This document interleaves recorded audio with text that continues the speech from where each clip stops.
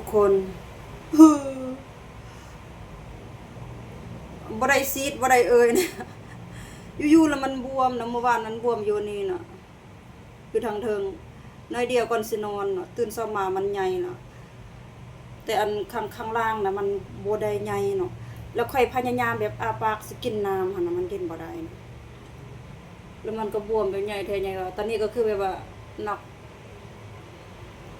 เป็นเพราะไอ้หยังแพ้บ่ปกติเห็นแต่อันน่ะน้องวีนัทเนาะ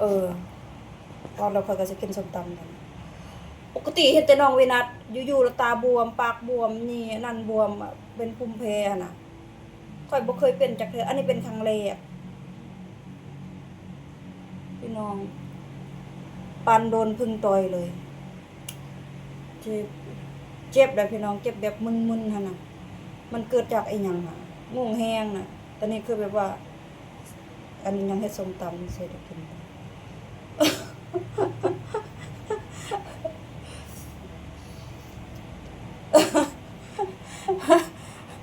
ถ่ายไว้เบิ่งซะ